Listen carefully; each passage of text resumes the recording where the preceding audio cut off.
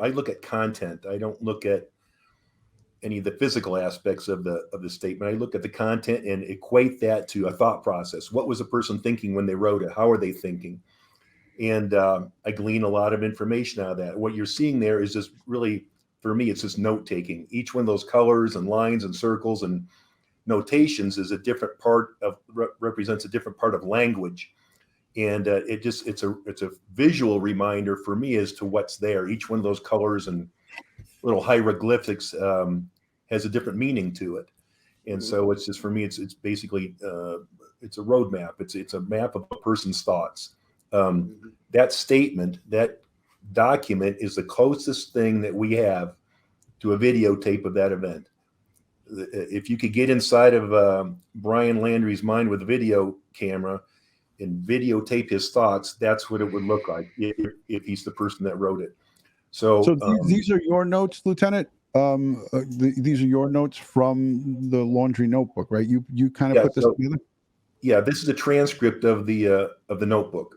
So I took it, typed it out. It's just easier to read that way, and then I put all the other stuff on it. And so I kind of knew it. I just wanted to.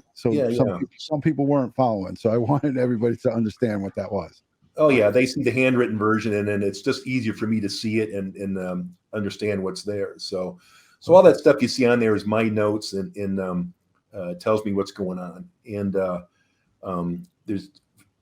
it would take, well, when I teach this class, it takes me about a week to explain all this stuff to people. So I'm a little challenged here to get people to understand what I'm looking at in just a few minutes. But as a general rule, I can look at this document and determine what parts of it are true, what parts of it are intended to mislead the reader.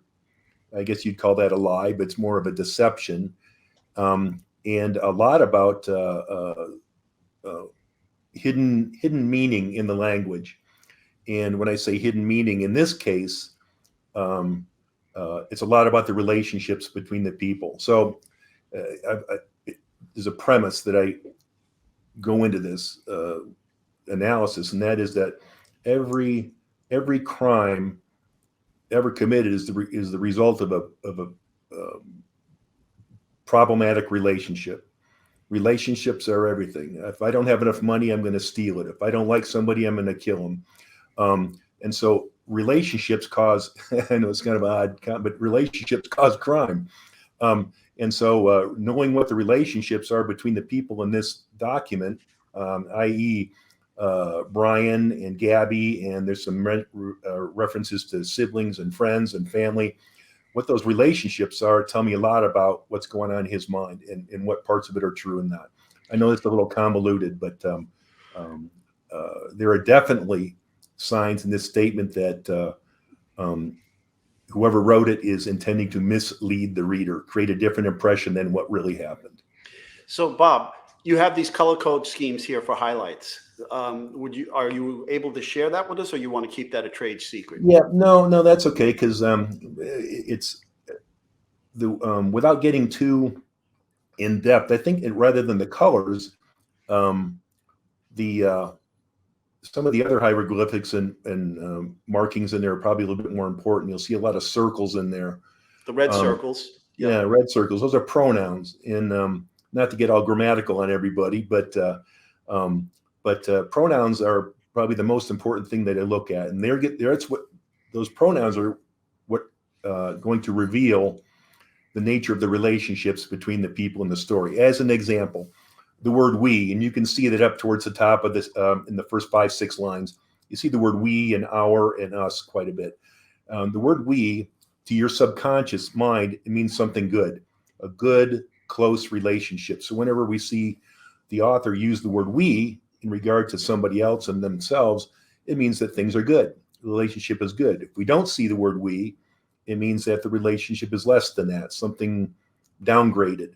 So I use pronouns to give me an idea of the nature of the relationship. And there's also, you'll see towards the middle of this page in the narrative and on the sidebar, a little circle with an X through it. And that tells me where there's a pronoun missing. meaning grammatically it needs to be there, but it's not.